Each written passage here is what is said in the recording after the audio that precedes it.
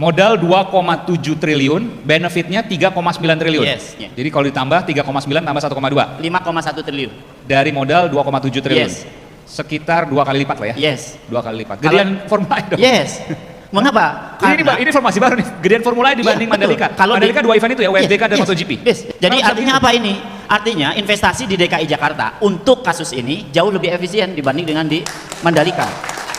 Selama KPK, ada dua hal yang saya tertarik di sini. Yang pertama, objek KPK. Saya nggak tahu ya, ini masuk dalam konteks tata negara atau tidak, tapi mungkin sebagai ahli hukum yang juga lama menjadi hakim konstitusi, Pak Hamdan bisa menyampaikan pandangannya soal ini. Yang pertama, soal kerugian negara dari hasil laporan BPK yang kemudian dikatakan tidak ada oleh BPK DKI, lalu sekarang misalnya mau diaudit lagi oleh BPK. Tadi disampaikan oleh Pak Bardio, nggak boleh karena sudah ada untuk objek yang sama. Benarkah itu? Yang pertama. Yang kedua adalah, apakah benar bahwa ketika tidak ada laporan BPK dari LHP tadi, maka kecuali tertangkap tangan ya, maka tidak boleh ada penyidik yang langsung karena bisa abuse of power? Silakan Pak. Iya, jadi gini, saya secara detail berusaha memahami kasus ini dengan membaca sedetail mungkin dokumen. Saya tadinya nggak berani memberikan pandangan atau pendapat, tapi setelah saya baca sebenarnya ini sangat clear dan sangat sederhana sebenarnya. Karena Sangat sederhana? Sangat sederhana sekali. Karena dalam melihat case ya, khususnya ini kan proses keuangan ini kan di hukum administrasi negara. Di hukum administrasi negara itu hanya melihat dari 3 aspek saja. Pertama adalah kewenangan, ya. Kemudian yang kedua adalah prosedur. Kemudian yang ketiga adalah dasar hukum perundang-undangan yang terkait dengan objek yang diatur, dan terakhir adalah asas-asas umum pemerintahan yang baik. Nah, kalau saya lihat Formula E ini adalah keputusan politik, keputusan rakyat. Ya. Tentu keputusan rakyat ini tidak serta-merta oleh DPR. Selalu keputusan itu datang inisiatifnya dari gubernur atau dari pemerintah daerah atau dari SKPD. Diproses ke bawah, naik ke atas kepada program, diajukan kepada DPR dan dibahas di sana dan diputuskan. Dan diputuskanlah kegiatan Formula E dengan anggaran yang ribut itu. Yang pertama 20 juta US, 360 miliar itu. Nah, dalam proses itu saya membaca dokumen secara detail. APBD disahkan pada tanggal 21 Agustus. Tanda tangan antara Jakpro dengan FEO. Jakpro ini BUMD yang ditugaskan oleh gubernur, itu boleh penugasan untuk tanda tangan juga tanggal 21. Dan malam atau sorenya uang itu ditransfer ke FEO, dan memang ini kan prosesnya berjalan dalam proses yang tadinya sudah persetujuan, nunggu persetujuan APBD baru keluarkan uang itu. Jadi segala proses ini tidak ada yang salah. Memang kan hari ini disahkan tidak mungkin langsung ada uang, karena itu dipinjamlah sementara dari bank. Itu perdebatan. Kalau untuk kepentingan mendesak, gaji pegawai, belanja pegawai nggak ada masalah. Tapi Formula E banyak menganggap ini bukan mendesak. Bagaimana Bapak menjawab itu? Itu kan tadi saya katakan itu prosesnya sudah berjalan. Bahwa ada proses sudah berjalan, nanti akan dibayar setelah keluar APBD. Amanat kesepakatan ya, walaupun belum perda. Itu kan proses jalan sudah lama. Ya. Jadi dari Juli Agustus prosesnya akan dibayar setelah APBD. APBD keluar, ya itulah komitmen. Itu komitmen, itu biasa. Itu enggak sama sekali enggak ada masalah, enggak ada kesalahan. Kemudian yang kedua, keterdesakan itu sudah diakui dan dibenarkan oleh DPRD sendiri dengan menerima pertanggungjawaban gubernur laporan akhir tahun. Jadi tidak ada lagi persoalan. Jadi semua sudah dipertanggungjawaban. Jadi ini sederhana sekali kasusnya, nggak ada di. Jadi cari-cari juga mau kemana? Jadi bagi saya ini sangat sederhana. Dilihat dari kewenangan, dilihat dari prosedur tidak ada yang salah, dilihat dari dasar hukum pelaksanaan. Tadi disampaikan ada RPJMD dan seterusnya. Sampai ada RPJMD, ada Restra, kemudian ada kegiatan, ada program, ada anggaran. Kemudian yang kedua, masalah olahraga. Olahraga ini kan dalam undang-undangnya dibiayai oleh negara atau pemerintah daerah, dibiayai oleh masyarakat dan pendapatan industri olahraga, karcis. Boleh pemerintah daerah membiayai olahraga. Contohnya saja selain ini di Mandalika 2,5 T dibiayai dari APBN. Tidak ada masalah apa-apa. Ya kan? Jadi kegiatan olahraga. Kampungnya Pak Hamdan ya? Kampungnya Pak Hamdan di Lombok kan? Iya, di kampung saya. Jadi 2,5 T di sana. Itu juga APBN juga. Sri Mulyani bilang anggaran segitu, kemudian Bapak Presiden bilang nggak masalah. Yang penting meningkatkan ekonomi rakyat, itu dampaknya diharapkan. Tidak untuk, memang tidak untuk secara langsung. Ini menarik nih, ini menarik. Bapak menganalogikan Formula E dengan Mandalika. Ya, kalau Mandalika itu apa namanya, sirkuitnya yang dibangun dan lain sebagainya. Apa yang Bapak bisa sampaikan bahwa ini adalah dua hal yang sama? Sama-sama olahraga, sama-sama balap. Ini mobil Formula E, di sana motor GP, sama aja. Sana motor GP, kemudian bangun sirkuit, sama, biayanya saja yang beda. Ya. Ini biayanya hanya sekitar 600 sekian, tidak sampai 700, ya, tidak sampai 700, sama membangun itunya. Kemudian di Mandalika sekitar 2,5 T kalau saya baca rilis resmi dari 2,5 T dari Menteri Keuangan. Meskipun saya harus juga mewakili yang kontra karena kan supaya imbang, Pak. Bahwa yang kontra mengatakan bahwa ya beda dong, di Mandalika dibangun infrastrukturnya itu bisa buat bertahun-tahun, sementara di Formula E knockdown, dicabut. Oh nah, ini infrastruktur dibangun di sini itu apa? Sirkuitnya itu sampai kapan pun bisa dipakai. Satu. Kemudian yang knockdown, grandstand apa segala dan biaya-biaya mendatangkan dari luar negeri, itulah yang dimasuk bagian dari komitmen fee. Jadi komitmen fee itu adalah biaya bagi FAO untuk mendatangkan mobil, mendatangkan peralatan, mendirikan grandstand dan lain-lain sebagainya, dan membawa media dan mencarter pesawat dari luar. Itulah komitmen fee yang 360 miliar itu. Yang totalnya kemudian tahun 2000 360 miliar. 500 miliar untuk 4 tahun ya. Iya betul, 500 sekian. Dan itu biaya bukan bayar untuk fee gitu, tapi untuk biaya FAO. Kemudian kewajiban dari Jakpro, Pemda DKI hanya membangun sirkuit dan ada beberapa bagian-bagian lain yang secara detail ditulis dalam agreement antara dua itu. Baik, oke. Meskipun ada juga pertanyaan, lagi-lagi saya mewakili suara-suara yang kontra untuk kemudian dijawab di sini. Saya ke Indef kalau gitu. Iya. Saya ke Indef, saya harus nyontek dulu bentar namanya Bang ya. Sebentar. Iya. Bang Rizal, Taufikur Rahman. Bang Rizal dari Indef. Bang, ini banyak yang mengatakan bahwa keluarnya 500 miliar lebih untuk komitmen. Ya, untuk persiapan dan lain sebagainya. Dapatnya berapa ya? Nggak balik modal. Apakah event-event ini harus balik modal atau ada hal yang lain yang bisa dibanggakan, diperhitungkan sehingga bukan bicara soal untung rugi? Bagaimana kemudian Anda menyampaikan ini? Ya baik Mas Aiman, terima kasih banyak. Tadi saya sepakat dengan Prof ya yang sebelumnya disampaikan bahwa MotoGP ini dibiayai oleh BUMD. EPRIK ya oleh BUMD Jakarta, MotoGP oleh APBN, oleh BUMN.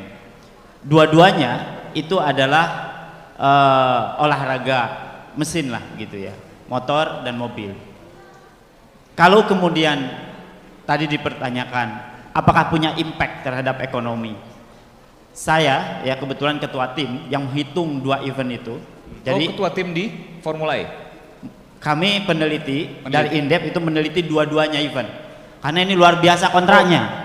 Mandalika dan Formula E. Yes. Luar biasa. Ya. Ini diminta khusus atau memang inisiatif dari Indef? Kami pertama untuk MotoGP diminta oleh Kementerian Ekonomi Kreatif. Oke. Yang MotoGP diminta oleh Jakpro.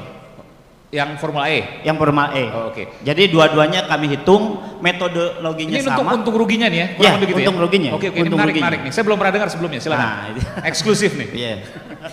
Ya, metode yang kami gunakan dalam ekonomi ada namanya model keseimbangan umum. Ya, bagi orang ekonom ini tahu persis metodologi ini. Kami menggunakan input output regional yang dikeluarkan oleh BPS, kemudian kami update. Karena 2016 kami harus mengikuti di tahun event gitu. Nah, kalau sebenarnya kami punya slide-nya, saya sudah buat slide-nya, cuma karena tektokan harus begini, ya mau tidak mau saya harus tektokan lah. Nanti saya kirim ke Mas Aiman lah detailnya. Siap, terima kasih. Sebenarnya ini sudah kami sampaikan diskusi publik baik untuk dua event ini. Nah, jadi yang saya ingin sampaikan adalah hasil kajian kami dari Indef, pure kami independen. Meskipun kami disupport budgetnya oleh kedua lembaga ini, kami tetap harus independen based on data. Publik pun bisa melihat kalau dua hal, Mandalika dan Formula E pasti independen lah. Ya, pasti. Karena publik pasti akan melihat dua hal itu adalah dua yang berseberangan gitu. Yes, yes. Meskipun secara fakta mungkin boleh dikatakan iya, banyak perdebatan soal itu. Tapi silakan. Ya. Apa bedanya antara Formula E dengan Mandalika dari Oke. sisi untung rugi? Baik, dua-duanya adalah kegiatan event nasional. Event nasional yang mendunia. Ini harus dirawat, harus dikembangkan. Intinya itu dulu. Jangan dikontradiktifkan. Ini adalah aktivitas ekonomi. Ini adalah yang bisa menumbuhkan sektor wisata, yang mestinya kita mendorong ini. Ya, saya tidak ingin mengkontrakan. Kami menghitung dua-duanya. Kami hitung dampak langsung ekonominya dan dampak tidak langsungnya. Hasilnya dampak langsung untuk ya, kebetulan saya bawa dua-duanya data. Dampak langsung untuk EPRIK Jakarta langsung ini pembiayaannya saya hitung atau kami hitung dari alokasi CAPEK, alokasi OPEC, kemudian juga komitmen yang tadi disebut-sebut, betul. Kemudian juga kami hitung dari pembelian tiket, kemudian juga transaksi pengunjung UMKM, kemudian juga pengeluaran pengunjung. In total 597 miliar EPRIK. Formula E ya. Formula E. 597 miliar rupiah. Betul. Untuk satu kali pelaksanaan. Satu hari itu. Hari itu. Ya, mulai dari persiapan sampai hari itu. Ya. Kemudian kami hitung dampak terhadap ekonomi tidak langsungnya, terhadap GDP-nya. GDP-nya terbentuk itu mohon maaf. Sebesar kalau kami menggunakan harga konstan, ya, 2,1 triliun. Itu dampak ekonomi tidak langsung. Tidak langsungnya. Terhadap apa bisa dibayangkan? Apa tuh bentuknya seperti apa? Nah, ini terdistribusi terhadap beberapa faktor. Salah satu aja misalnya yang besar. Pertumbuhan ekonomi. Oke. 0,1%. Oke. Tumbuh. Kemudian juga PDB per kapita 0,8%. Kemudian inflasi 0,03%. Naik. Inflasi. Karena konsumsi. Oke. Kalau konsumsi pasti inflasi. Ya. Investasi ya 0,32%. Oke, contoh investasi aja deh. Dari mana kemudian Formula E bisa mendatangkan investasi? Saya kira begini. Kami menganggap bahwa dana yang digelontorkan untuk Formula E itu adalah investasi. Investment. Artinya ada tambahan investasi untuk DKI Jakarta sebesar apa? Ya sebesar pengeluaran untuk membangun infrastruktur itu. Itu investasi. Dan hasilnya ya positif ya, mendorong. Kalau bicara investasi pasti mendongkrak pertumbuhan ekonomi. Oke. Dan kalau kami hitung in total antara dampak ekonomi langsung dan dampak ekonomi tidak langsung untuk Formula E itu 2,6 triliun. Oke. Terbentuk. Jadi 2,1 tidak langsung, 500 miliarnya langsung gitu ya. Yes. Yang langsung apa tuh komponennya? Yang langsung tadi alokasi CAPEK, ya, CAPEK, kemudian OPEC, operational expenditure, kemudian komitmen fee di 1 tahun pertama, karena kan adalah uang yang digelontorkan oleh panitianya. Itu kan kos semua dibayar. Iya, kan langsung berpengaruh terhadap ekonomi saat itu. Oke. Kan Kan terhadap berpengaruh seperti apa yang bisa dibayar oleh publik? Oke, misalnya dana yang dikeluarkan untuk membangun, pasti kan mengeluarkan untuk tenaga kerja, untuk konsumsi, untuk macam-macam. Yang saat itu ekonomi kan bergerak. Itu 500 miliar. Oke. 2,1 itu tadi pertumbuhan ekonomi. Yes. Pertumbuhan ekonomi misalnya seperti apa? Pertumbuhan ekonomi itu pembentukan produk domestik bruto.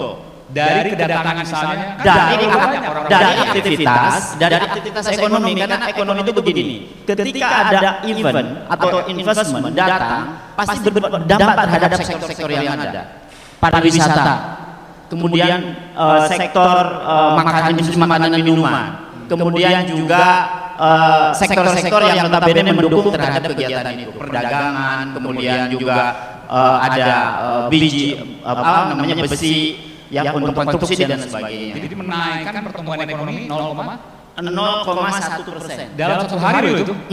Dalam satu siklus, dalam satu tahun. Oh kan pelaksanaan satu hari pelaksanaan. Iya, impactnya kan kalau dalam ekonomi kan bisa impact multiplier efeknya bisa. Jadi total kalau saya boleh katakan modalnya 500 miliar, untungnya 2,6 triliun. Ini bukan cara hitungan, karena begini. Ini investasi itu bukan hitungan tukang dagang. Ya bukan, itu jauh berbeda konsepnya. Jadi kalau Mas Aiman dikasih modal oleh saya 5 miliar, misalnya Mas Aiman, tolong bisnis ini harus sukses, harus berhasil. Ini berbeda dengan konsep ekonomi. Ekonomi itu kan membangun multiplier effect, membangun betul. Value added dari aktivitas. Artinya antara tangible dan intangible gitu, yang bisa terlihat dan yang tidak terlihat, ya kan? Yang ingin saya tanyakan, artinya secara keuntungan tangible dan intangible tadi, maka keuntungannya kalau 500 miliar kalau dia modalnya, maka 5 kali lipat dong. Kami menghitung ini bukan soal fisik, soal fisik. Artinya begini, ketika kalau perhitungan kami itu 594 miliar, hampir 600 miliar. Jadi 600 miliar kalau dibandingkan gitu ya, 5 kali lipat lebih.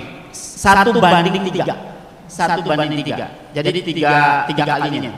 Kan jadi 2,2 kami membandingkannya dengan PDRB-nya. Oh tidak langsung. Tidak langsung. Oh yang 2,1 triliun. Betul. Karena investasi kan tidak bisa dibandingkan dengan yang langsung kan. Kurang lebih 3,5 kali lah. Betul. Itu keuntungannya. Itu benefit dari investasi 1 rupiah yang dikeluarkan, investasinya mendapatkan produk domestik bruto baru nih. Ini belum pernah disampaikan sebelumnya nih. Pernah kami launching. Waktu kami pernah sampaikan press release terkait dengan ini. Jadi bisa di-searching. Baik. Jadi 3,5 kali lipat. Yang sekarang saya tanyakan Mandalika seperti apa? Saya harus buka dulu Mas. Ya, silakan.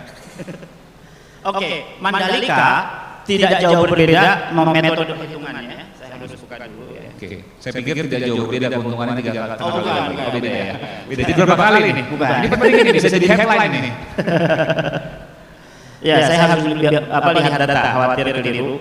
Ada Pak Mardi, Pak Prof Jo Hermansyah, semuanya ini menunggu Anda nih. Siap. Oke, baik. MotoGP ya dengan kami coba menghitung untuk dampak langsungnya. Modalnya dulu, Oke, modalnya kalau yang kami dapatkan kalau nggak salah, betul? Triliun. Kalau kami dapatkan ya kisaran 2,7 triliun. 2,7 triliun. Ini yang pas waktu USBK atau MotoGP? Atau dua-duanya? MotoGP. Jadi dampak langsungnya kami hitung juga sama, alokasi belanja KL, kemudian insentif PPN dan jasa sana pajak, kemudian biaya operasional dan promosi, insentif biaya masuk, investasi konstruksi sirkuit, jadi kisaran 2 triliun sirkuit itu. Kemudian estimasi pengeluaran penonton. Jadi kira-kira dampak langsungnya 3,9 triliun. Modal 2,7 triliun, benefitnya 3,9 triliun. Itu langsung ya, yang langsung. Yang tidak langsungnya kami juga hitung. Dampak tidak langsungnya terhadap pertumbuhan ekonomi. Jadi kisaran 1,2 triliun. Dampak tidak langsungnya. Jadi kalau ditambah 3,9 tambah 1,2. 5,1 triliun. Dari modal 2,7 triliun. Sekitar 2 kali lipat Pak ya? 2 kali lipat. Gedean formula. Mengapa? Ini informasi baru nih. Gedean formula dibanding Mandalika. Kalau Mandalika 2 event itu ya, USBK dan MotoGP. Jadi artinya apa ini? Artinya investasi di DKI Jakarta untuk kasus ini jauh lebih efisien dibanding dengan di Mandalika. Mengapa? Karena di Ancol kan tinggal bangun saja kan. Tanahnya juga nggak usah membebaskan lahan. Kalau di Mandalika kan belum pembebasan lahan, belum macam-macam, itu pas lagi. Kalau bicara investasi, maka yang jauh lebih efisien ya kasusnya ada di. Tapi kita tidak ingin bandingkan. Dua-duanya adalah justru mendongkrak ekonomi kita dan meningkatkan sektor pariwisata kita. 2 kali lipat untuk Mandalika dan 3,5 kali lipat benefitnya untuk Formula E. Simpulannya itu. Ini luar biasa datanya. Terima kasih, kita berikan tepuk tangan untuk Indef ya. Yang pasti independen karena kan dua-duanya. Kalau lain-lain berarti salah satu. Itu logika sederhana.